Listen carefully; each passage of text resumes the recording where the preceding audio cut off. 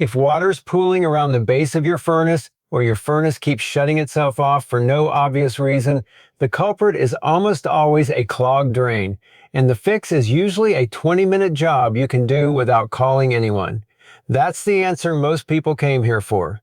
The useful part is understanding why it happens, because that's what tells you where to go and what to check. A high-efficiency furnace makes water on purpose.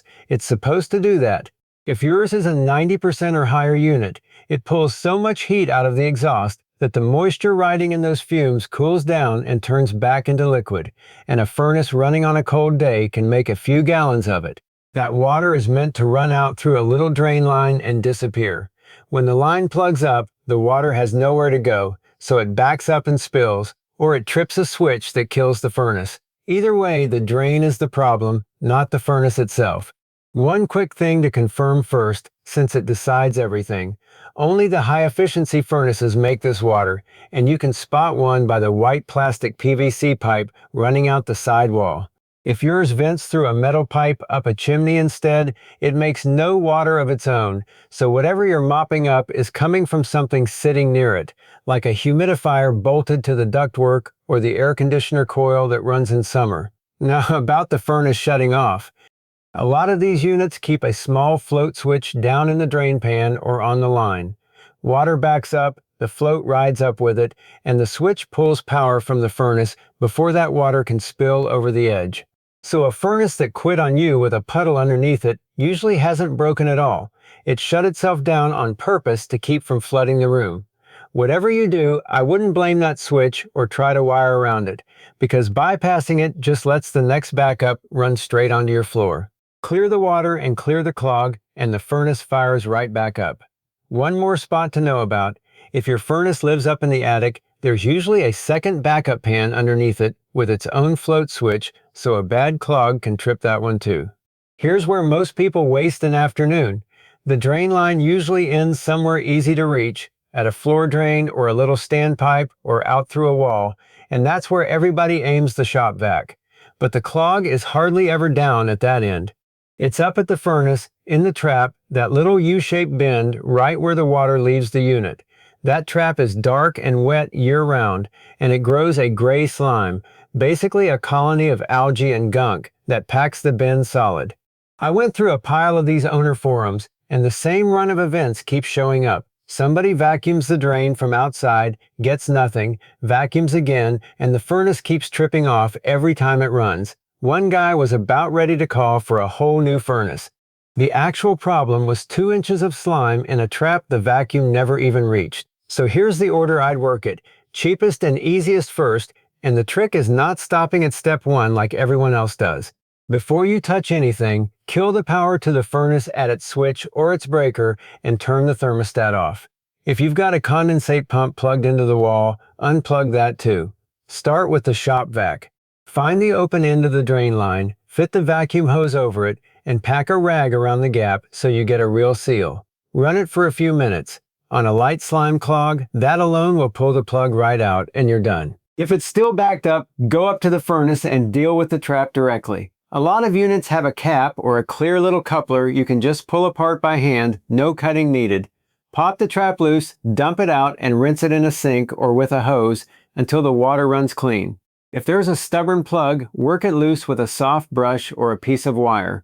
One easy thing to miss, top the trap back up with clean water before it goes on, otherwise it can't hold its seal and you'll get a whiff of exhaust coming back through the line.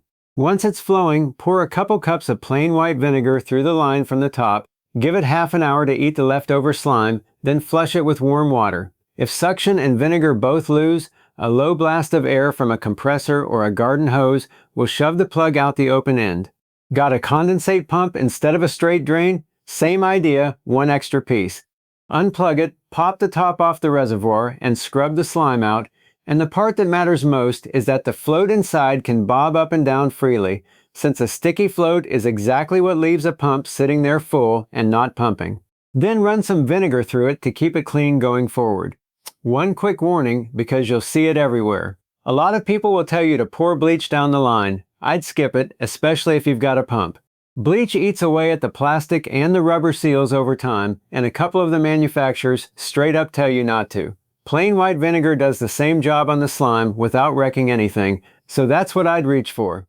You'll hear some techs argue the other side, so if your unit's still under warranty, check what the maker actually says first. So when is this a call a pro job? If you can't find the trap, if the line's buried in a wall where you can't get at it, or if the furnace still won't stay on after the drain is running clear, that last one can point to a bad switch or a different part entirely. Having a pro clear the drain usually runs somewhere around $75 to $250. A whole new condensate pump, if yours is genuinely dead, is more like $200 to $450 installed. That's real money, but the drain clog behind most of these scares is a cheap fix, and it's worth ruling out before you let anyone start talking about a new furnace. Now, clearing it is only half the job. If you don't fix why it clogged, you'll be right back here in a few months. The number one reason is that slime, so get in the habit of pouring vinegar down the line every 3 to 6 months. A close second is a dirty air filter, because all that extra dust ends up in the water as sludge, so swap the filter every couple of months. If the line sags anywhere, instead of running steadily downhill, water sits in the low spot and gunk settles out, and that's worth having straightened. And here's a winter-only one that catches people off guard. If your drain empties outside, it can freeze solid in a hard cold snap and back the whole thing up, so if it only leaks when it's below freezing, go insulate or reroute that outdoor end. One more thing worth knowing while you're down there. That condensate the furnace makes is mildly acidic, corrosive enough to slowly eat a metal drain pan or an old cast iron plumbing run, which is why some setups have a little cartridge called a neutralizer spliced into the line to tame it. If yours has one, the media inside wears out, so it gets checked and swapped at your yearly service. That's really the whole thing. Keep the filter fresh, run vinegar through the line a few times a year, and this almost never comes back on you. And if you'd rather just grab the few things that handle it, a wet/dry vac, a jug of white vinegar, and a spare float switch or pump if you turn out to need one, I've put them down in the description for you.